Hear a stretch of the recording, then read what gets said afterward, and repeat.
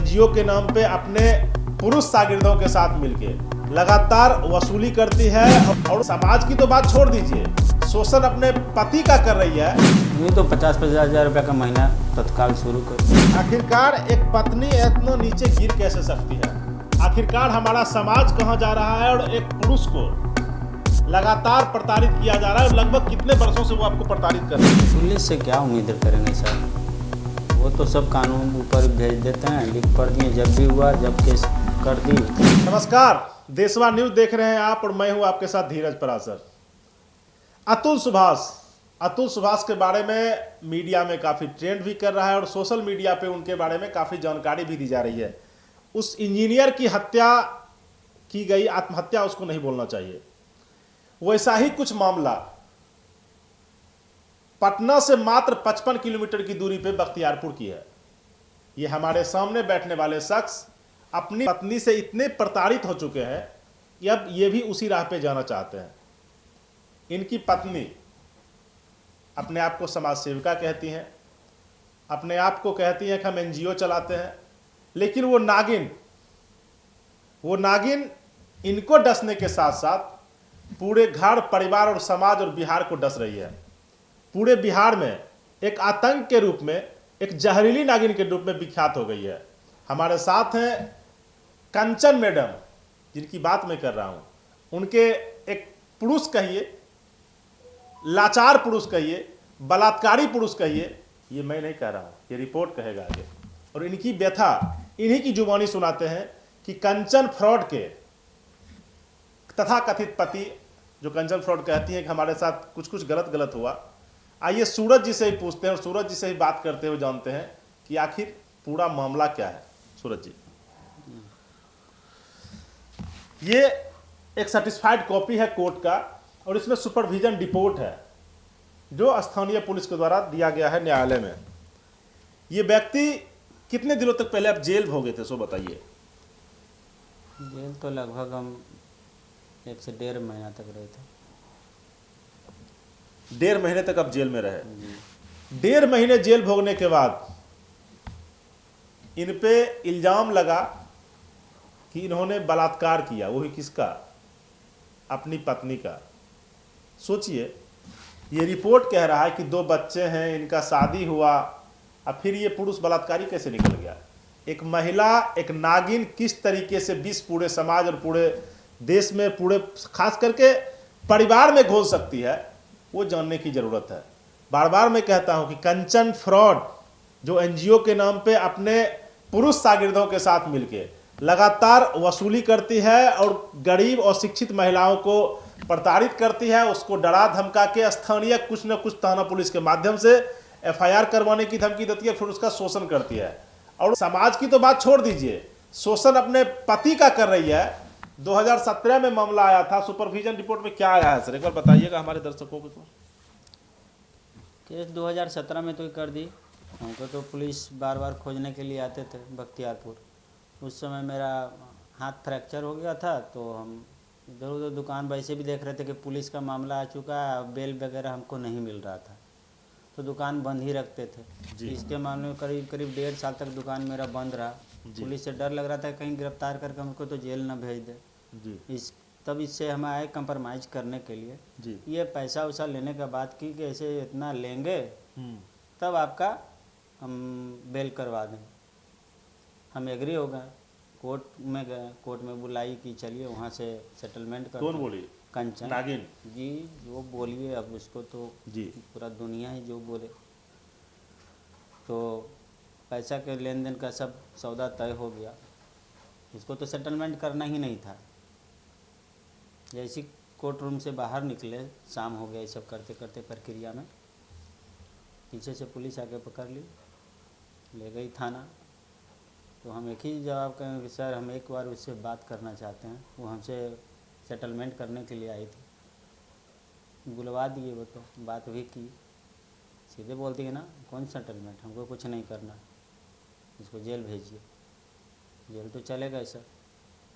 वहाँ आई, फिर 1 हफ्ता के बाद हमसे मिलने के लिए मुलाकाती में कहती है कि जिस समय डिमांड जितना था उसके बाद अब उसका डिमांड सीधे दुगना हो गया।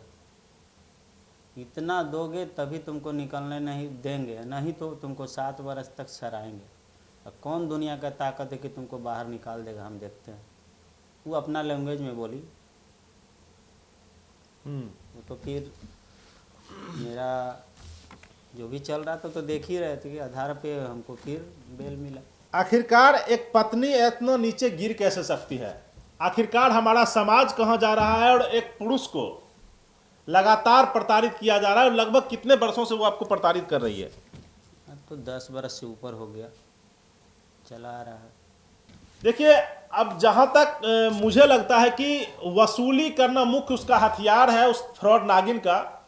और वसूली अपने माध्यम से, अपने गुर्गों के माध्यम से और अपने आशिकों के माध्यम से। फिर से समझिए, ये मैं नहीं कह रहा हूं, ये कह रहे हैं लोग, ये कह रहे हैं लगातार कमेंट जो आ रहे हैं हमारे कमेंट बॉक्स में, कि वो नागिन किस तरीके से अपने समाज को, अपने पति को लगातार डसने का प्रयास कर रही है और डसी है। आखिरकार 1.5 महीने या 2 महीने तक जेल भोगने के बाद ये शख्स जो हमारे सामने खड़ा, इस पे आरोप जानते हैं क्या था? इसने अपनी पत्नी का बलात्कार किया 2 साथियों के साथ मिलकर। एक सोची समझी सुनियोजित तरीके से एक FIR करवाया जाता है, वो भी किसी वकील साहब के माध्यम से।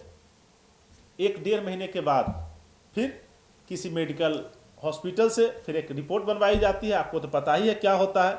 लेकिन इस सब बीच में पीस रहा था ये शख्स, इस सब बीच में पीस रहा था कंचन फ्रॉड के हस्बैंड, तथाकथित हस्बैंड कहिए, वो तो लगातार वो घूम रही थी, अय्याशी कर रही थी। और एक पति क्या कहिए, एक मर्द, कैसे निकिता ने प्रताड़ित कर करके अतुल सुभाष की हत्या कर दी।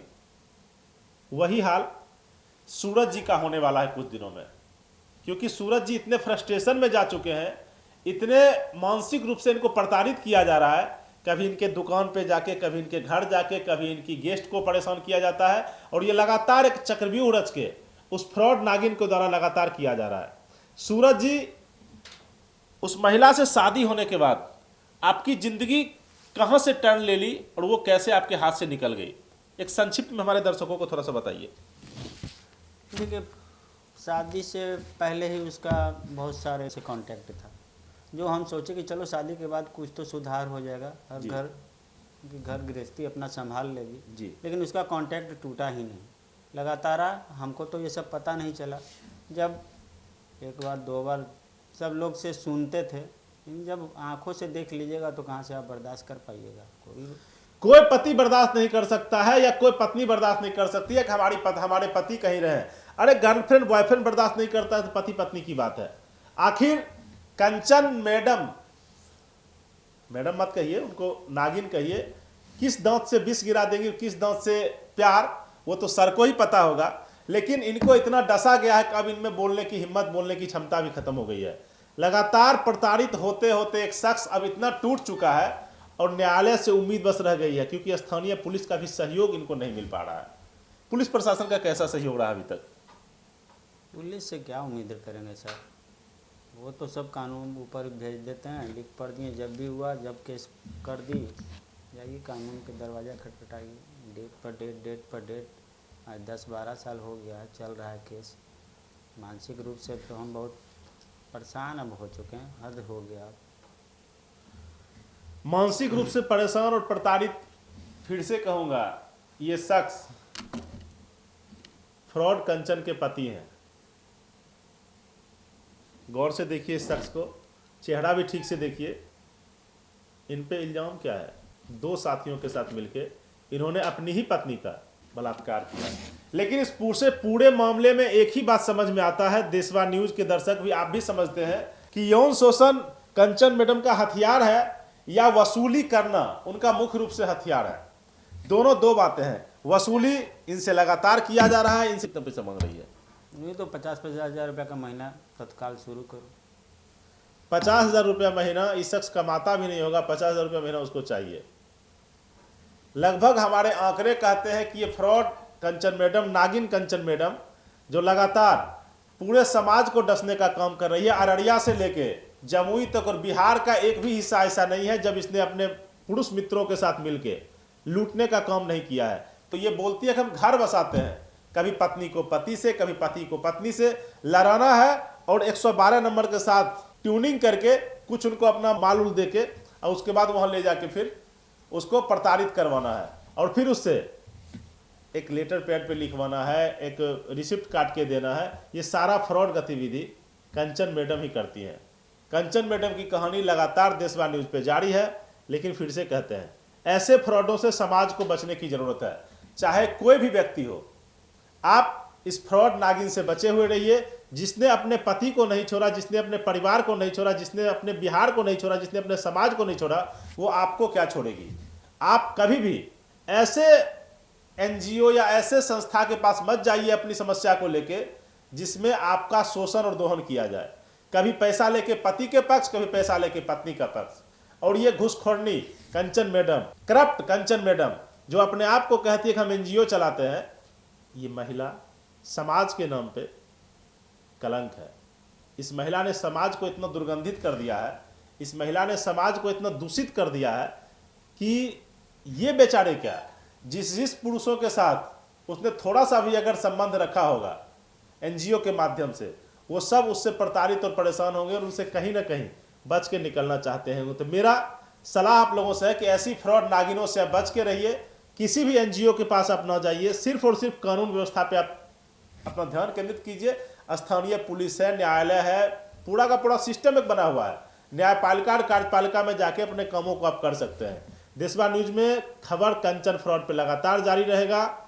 और सूरज जी से अगली मुलाकात में बताएंगे कि सुपरविजन रिपोर्ट जब निकला था तो सुपरविजन रिपोर्ट करने वाले दरोगा जी कैसे सुपरविजन किए और इसमें क्या क्या पॉइंट है, मैं आपको आगे बताऊंगा। लेकिन आखिरकार सुपरविजन रिपोर्ट में इनकी बातों को सही साबित किया गया और फ्रॉड कंचन की बातों को गलत साबित किया गया। यही बात है ना सर? जी। तो इस खबर को यहीं पे देते हैं विराम, लेकिन फ्रॉड कंचन की खबर लगातार देशवाणी न्यूज पे जारी है। धन्यवाद।